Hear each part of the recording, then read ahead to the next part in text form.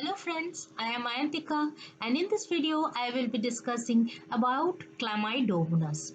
The various facts that I will be discussing in the part 1 of this video are overview of Chlamydomonas, its biological distribution, its structure and its economical and ecological importance. In the next part of the video I will be discussing about the reproductive strategies of Chlamydomonas, its life cycle.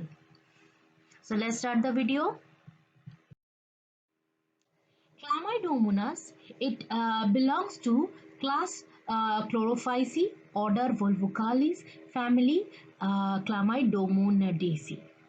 Now, order Volvocalis, the main characteristic of order Volvocalis is that I'm not discussing the class Chlorophyceae because I have already made a video on the class Chlorophyceae. So I'll be starting with order Volvocalis.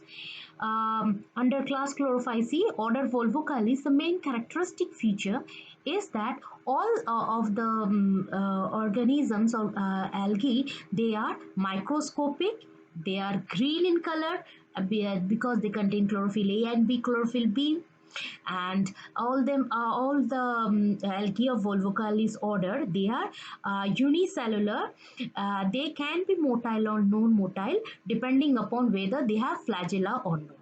The number of flagella in the order Volvocalis can range from 2 or 4.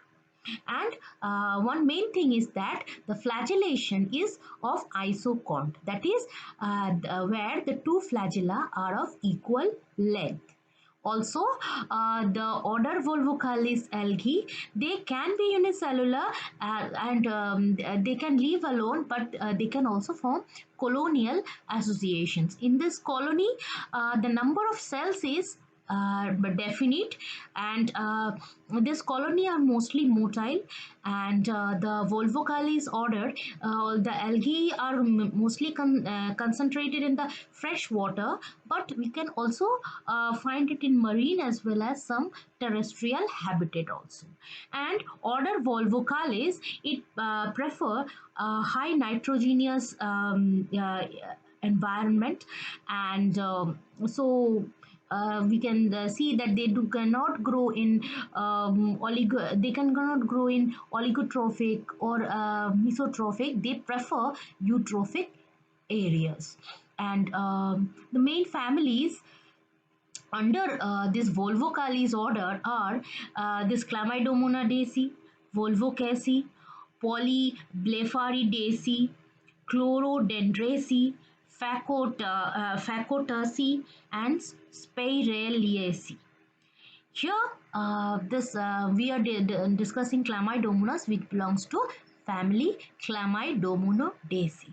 Chlamydomonaceae have mostly algae have they are either bi or quadriflagellate, and the flagellation is of isocont type. And this most of them, if they reproduce asexually, they are in the form of zoospore, planospore or hypnospore, and in sexual stage they can be from isogamy to anisogamy to oogamy. So our green algae is Chlamydomonas, and 150 species of Chlamydomonas are generally found. Chlamydomonas is a unicellular free swimming, because it has two flagella. It's a this free swimming form is indicative of its primitive nature. And this has got an eukaryotic cell body, that is, it will contain membrane bound organelles and a definite nucleus. And this Chlamydomonas, it is present in area which has a very high amount of nitrogen and high amount of organic matter, and it can be present both in stagnant as well as slowly moving water. And sometime if if the water is very high in nutrient, it can form blooms in the form of that will represent the scum on the top of the water. it will look like a scum. This scum, this algal scum formed by the Chlamydomonas is different from the cyano bloom because in cyano bloom the entire surface it looks like a painted surface. It's very smooth, but in this type of Chlamydomonas bloom, this surface do not appear smooth. It appears like a scum, and from the color difference only we can easily see whether the bloom is due to Chlamydomonas or due to any cyanobacteria. Actually, I have made one video regarding this algal bloom where I have discussed bloom how the bloom due to green algae is different from that of the bloom due to cyanobacteria. So in case if you want to know more about the blooms, you can go to that video. I have put the link in the description box about that algal bloom video. So this is about this Chlamydomonas. Chlamydomonas, beside growing in water, soil, it can also grow in snow also. So we can see that it grows over a wide range of temperature. And also, Chlamydomonas is very tolerant to pollution because it can be found even in the sewage water, or even in treated water.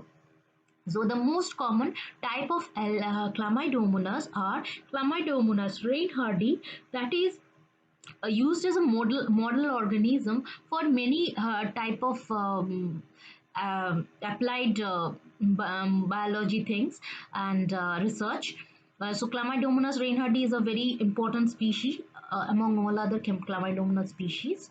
And then is the Chlamydomonas nivalis, which is the cause of this rain. This not rain, sorry. This Chlamydomonas nivalis is a causal agent for the watermelon snow, and where the soil, where the snow becomes red in color. I'll be discussing more about this Chlamydomonas nivalis in the upcoming videos, but in the overview, you should just know that Chlamydomonas nivalis and reinhardti are the two very important species of Chlamydomonas.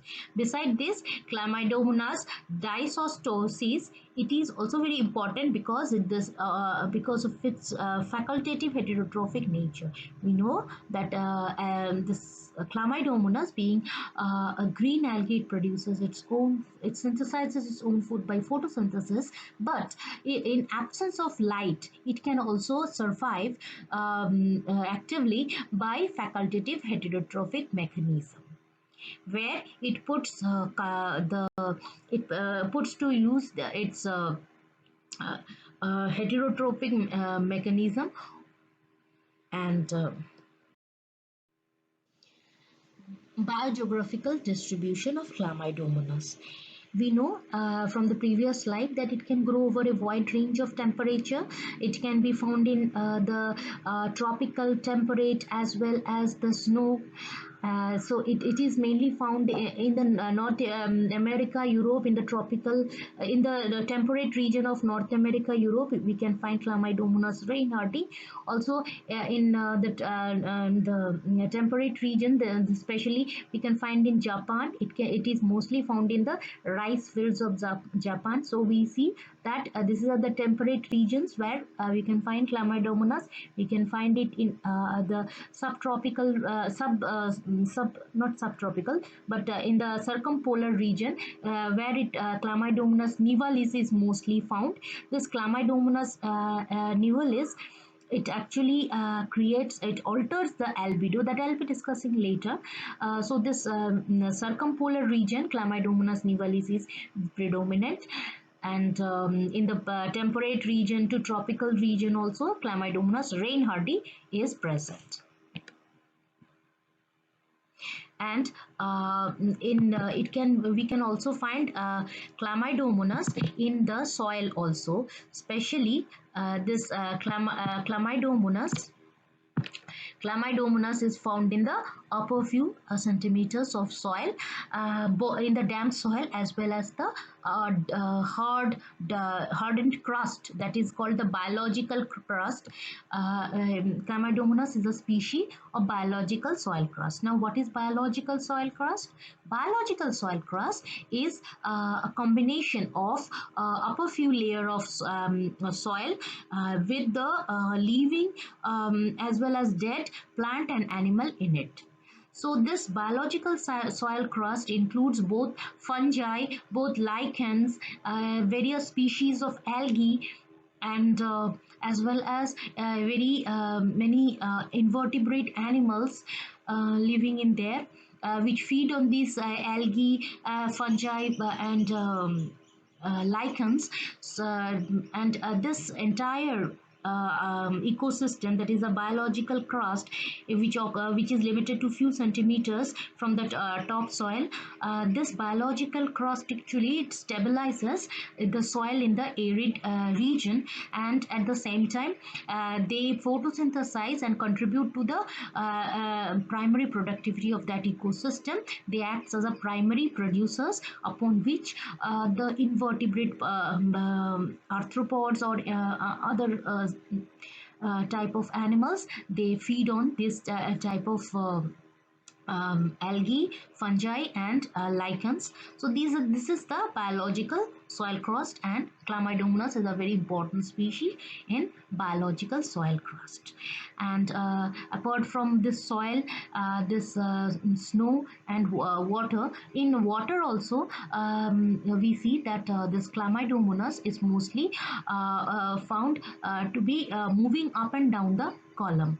That is, it can be found in the epipelagic zone as well as the pelagic zone. So pelagic zone is the water column. Actually, Chlamydomonas, it has gas vacuoles, and it can move up and down the column depending upon the time of the day. See, when there is sunlight, that is when there is maximum intensity of sunlight, Chlamydomonas rises up the water column and it photosynthesizes. And when there is this lower intensity of sunlight, then it descends down to the substratum or the sediment region, which is rich in nutrient.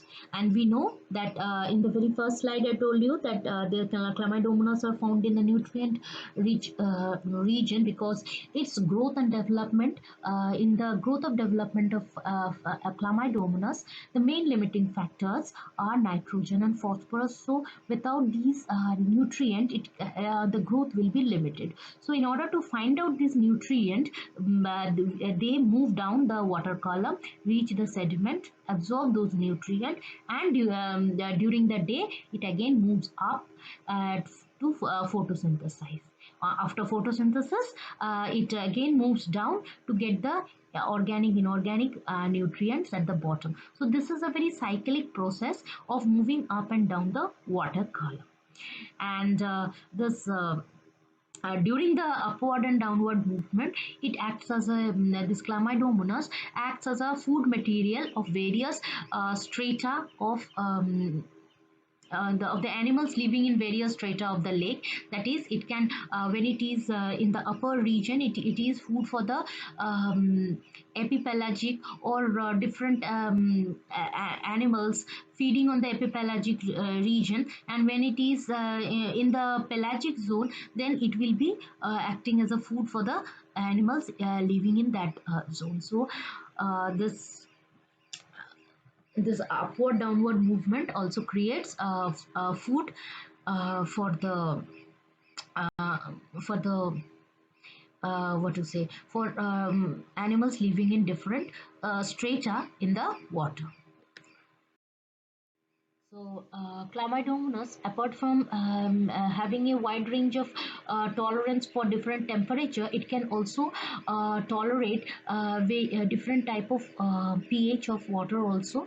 Usually, Chlamydomonas are found to be growing in neutral, almost neutral water, but it can also grow in acidic soil. This Chlamydomonas eustigma, it is found to be growing in the acidic soil. So this Chlamydomona eustigma can easily be used in bioremediation of acid mine drainage soil, and also it can be found in the marine soil also, that is it can grow in different salt condition. Chlamydomonas uriale, Chlamydomonas uriale, it is found to be growing in the marine environment. So this type of Chlamydomonas can be used to treat the saline soil also. And this Chlamydomonas, apart from being present in the water, in the soil, in snow, it can also be found in the air also.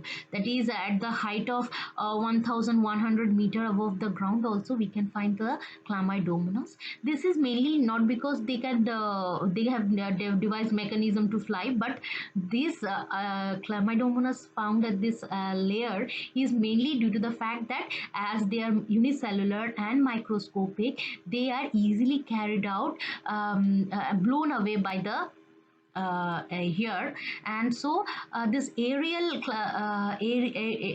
occurrence of Chlamydomonas in the air is mainly due to the its dispersion by the wind. And this is a very temporary stage, and soon it lands in either land or water, and then on return of condition it survives there. So this is the cell structure. In the right side we see the cell structure. We can see that this Chlamydomonas, it has a eukaryotic cell body, where it has got a cellulosic or sometimes hemicellulose also present in the cell wall. So a cell wall is primarily made up of cellulose and sometimes hemicellulose. And this sometimes this cell layer has a external layer of pectose, which dissolves in water to produce pectin, and thus it appears very mucilaginous. So it has a cell wall, and covering the cell wall or atop it is a layer of pectose or pectin, which becomes mucilaginous. So inside the cell wall, it is the protoplasm, which has plasma membrane cytoplasm with its organelle. As it is a cytoplasmic, it is a as it is a eukaryotic organism. So this Chlamydomonas has got membrane bound organelles. We can see here all the organelles, they are membrane bound. And apart from this we see that it has got a very big chloroplast, cup shaped chloroplast, and this chloroplast is present just in the peripheral portion of the cytoplasm. And here we see that there are contractile vacuoles. Now in Chlamydomonas, there can be other type of vacuoles also, but mostly we the this two contractile vacuoles. One is here and another is here, just at the base of the flagella.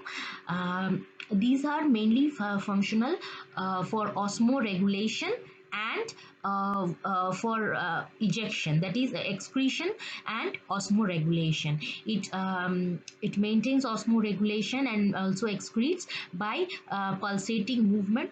The contraction of the site of this contractile vacuole is a very rhythmic process, though the distension of the this contractile vacuoles, this tension of these contractile vacuoles, it is much slower than the contraction process.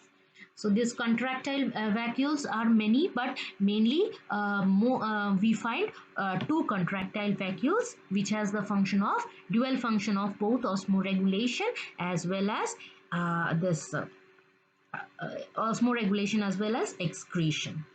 So after that is the mitochondria.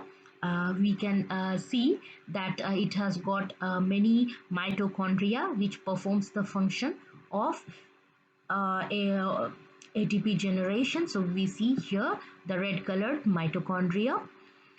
So it has got many mitochondria present both centrally as well as peripherally. Next is the lipid bodies and carotenoid granules, and then is the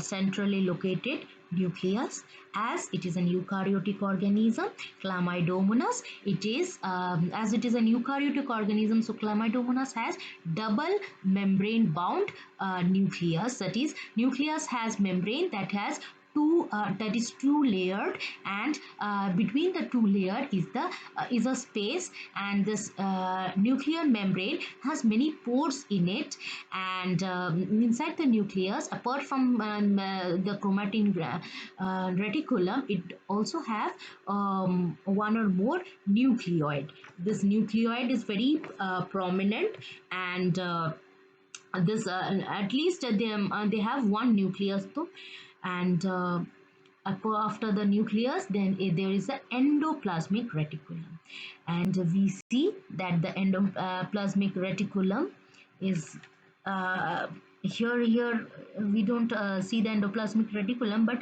the endoplasmic reticulums are present because they are very important for protein synthesis. And here we see the Golgi body or the dictyosomes. Golgi body or dictyosomes, we see they are stacks of they are the stacks of flattened sac-like structures, and these flattened sac-like structures, they are called the cisternae, and their main function is just they help in the glycosylation of protein that is produced by the ER, and they have Golgi, they are helping in the what to say, the post transcription changes in the protein. So this is all about dictyosome or Golgi body that is present in the Chlamydomonas. Next is the lysosomes. We all know that lysosomes has a function of excretion and any excretory matter. It is removed from the body. But in case of photosynthetic organisms, these lysosomes are of functioning, that is removing the excretory matter. Then is the peroxisomes. Peroxisomes, we also know that here in this diagram, there is peroxisomes are not shown, but Chlamydomonas and any other organisms, they have this peroxisomes. But here in this video, there we cannot find the peroxisomes. Here we see that the chloroplast, the cup-shaped or bowl-shaped chloroplast that is present in the Chlamydomonas. It is a membrane-bound structure, and the stroma, that is the matrix, is the stroma. It contains both the DNA, RNA, ribosomes, and many fat globules. And this matrix or the stroma, it is traversed by this strands of thylakoid. Thylakoids are stacked here, and the thylakoids, they are interconnected. They are interconnected, and on the membrane of the thylakoid, we can find the pigments, photosynthetic pigments, chlorophyll A, chlorophyll B, beta carotene, xanthophyll. But when we are considering Chlamydomonas, a certain species of Chlamydomonas, the Chlamydomonas nivalis, we can find this secondary pigment, astaxanthin, violaxanthin, fibrinoruben. This type of secondary pigments are found in Chlamydomonas nivalis, and they are responsible for the red coloration found in Chlamydomonas. And apart from this stroma, thylakoid, grana, there is also a centrally located pyrenoid. Now, this pyrenoid, it is a proteinaceous structure that is responsible for the storage of starch. Here we see the yellow colored substances. These are starch, and this is the proteinaceous core of pyrenoid. So, this starch storing pyrenoid, they here we see there is one and mostly one pyrenoid is present, but sometimes as the number of pyrenoid can gradually increase if it is living in a very high nutrient atmosphere. However, number of pyrenoid can reduce if the nutrient level of the surrounding atmosphere is low. So the and this number of thylakoid, here we see it is 6 to 7. The number of thylakoid in a stack can be generally 2 to 6, but maximum number of thylakoid, it is found in Chlamydomonas reinhardti. Chlamydomonas reinhardti is also a very good model organism for this biotechnological experiments. And so it is about the it is all about chloroplast structure. One thing I should be saying, here we see that the red globule-like structure, row of globule-like structure. This is the photoreceptive eye spot. It is also here we see only two row. It can be found in to be composed of even 3 or 4 rows. These are the this eye spot or stigmata. These are fat globules. They are the photoreceptive region, and if we see it in ultra microscope, then we can easily see that these they appear bioconvex like structures. The flagella, the Chlamydomonas has two flagella, sometimes four flagella. They are located in the anterior part of the cell, and this the eye spots, they are the stimulus, light stimulus receiving organ.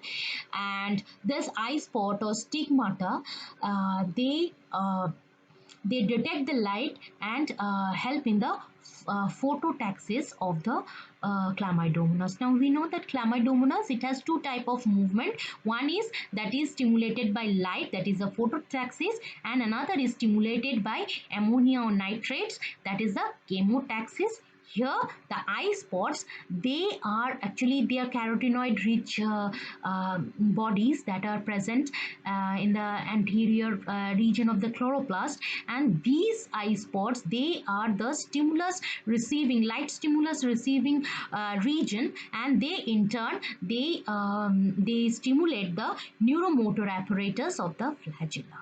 Now, neuromotor apparatus of flagella, it is located in the anterior of the cell, just beneath the flagella. Beneath each flagella, there are two bodies called blepharoplast. One beneath each flagella, and this blepharoplast, they are just connected, interconnected by a fiber called the paradesmosomes. These paradesmosome is again connected to the centrosome by a rhizoblast. So this flagellar blepharoplast and paradesmosomes connecting the blepharoplast and the rhizoplast that connects the paradesmosomes to the centrosome, these form the neuromotor apparatus of the flagella. And the flagella in Chlamydomonas, they are isochord, which means that they are of equal size, they are whiplash, that is they are smooth, and ultrastructure, it has got 9+2 arrangement, which means that the microfibrils are there are two central microfibrils follow surrounded by 9 peripheral microfibrils, which is again surrounded by the plasma membrane. And this microtubules in the flagella can be assembled and disassembled depending upon the either the environment or the needs of the cell, because if there is a harsh environment, actually if not harsh environment, actually if there is harsh environment, it will form aplanospore or hypnospore, or then the flagella will be withdrawn in that process also. So depending upon the nutrient condition, flagella can be withdrawn. Also, if there is certain toxicant in the environment, flagella, we can see the deflagellation of the Chlamydomonas also. Chlamydomonas, it has got many ecological importance. That is, these Chlamydomonas, they act as a food uh, for the aquatic organisms, especially the filter feeders, the like Daphnia and rotifers, the protists, and the water fleas present in the pelagic zone. So, and in this is all about water. In soil also, if it is present in the soil, it acts as a food for the soil organisms, especially earthworm and the springtail. Also, it can be it can be a food for the rotifers, and it can also be this Chlamydomonas, if it detects any of its predator, sometime it the predator, it releases certain chemicals, specially called the chiromone. So once the Chlamydomonas senses the chiromone, then it this chiromone present in some rotifers, they trigger the formation of palmilloid colony. Now, what are palmilloid colony? Palmilloid colonies are just colonies where they are not true colony, but they are a collection of Chlamydomonas cells that is enmeshed in a mucilaginous substance. Now, this palmilloid colony is just a temporary stage when the cell divide, but do not after division they do not develop flagella, or even if they develop flagella, they remain in a dormant stage. Then this is a palmilloid stage. At here, the presence of certain chemicals from the predators, they trigger this palmilloid colony. This Chlamydomonas, it is very sensitive to other type of predators, especially soil bacterium Pseudomonas protegens. Soil bacteria Pseudomonas protegens, actually what it does is that it after killing the Chlamydomonas, it feeds on it to get to improve its calcium level. So this bacteria, soil bacteria, Pseudomonas protegens also feeds on this Chlamydomonas. So we see that Chlamydomonas is food for both macroscopic as well as microscopic organisms. And it has got this Chlamydomonas reinhardti. It actually, as it is a food for this bacteria, it activates quorum sensing in another species of Pseudomonas. Actually, quorum sensing is used by this bacteria when they it is an inter like we see we communicate. It is just like a communication for the bacteria. I'll be discussing codon sensing in detail when I make videos on bacteria. But for now, just let's just think that this Chlamydomonas reinhardti, they activate codon sensing in Pseudomonas aeruginosa. Codon sensing is nothing but just a communication between bacterial cells. Now, as we know that this Chlamydomonas nivalis, which is reddish in color when it is mixed with snow, it alters the albedo of the snow. Now, albedo is just the amount of light that any body can reflect. So, this darkening of color, it will what will it cause? It will increase the albedo, and then it will cause rapid melting of the snow. And when once the snow is melted, then what happens, the Chlamydomonas nivalis, it gets a very good environment for its growth. So it grows in the melt water, and in turn again increases its population. And increase of population of Chlamydomonas nivalis will further cause a more rapid meltdown of the glacier.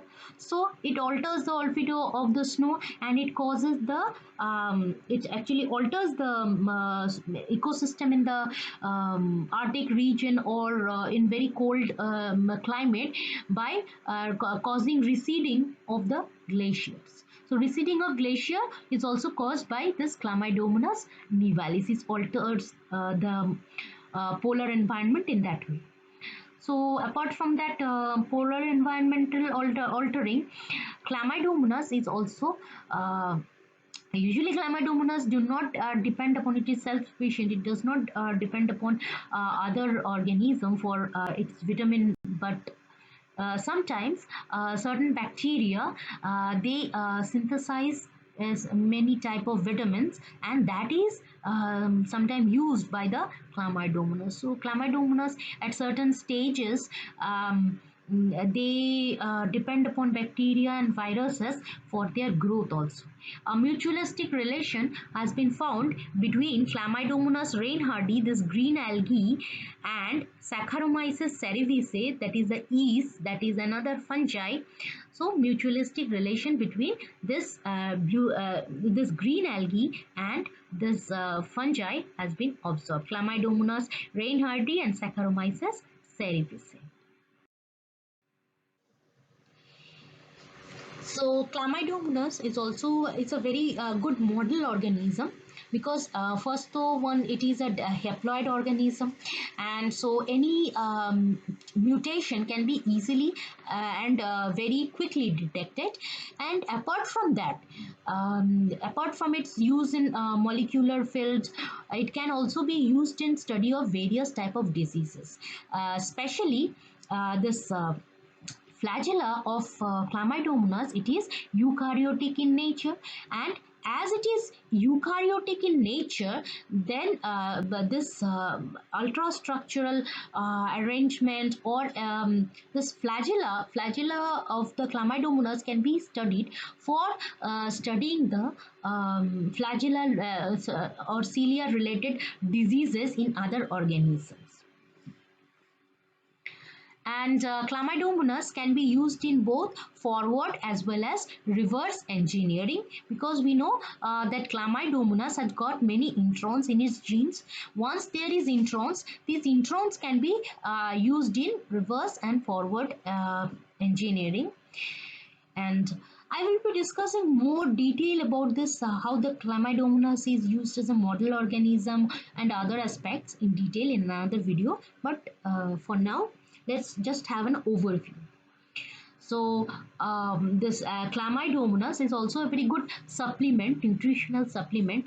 When it is compared with chlorella or spirulina, we see that it has got more alpha linolenic acid, and also it absorbs low amount of heavy metal.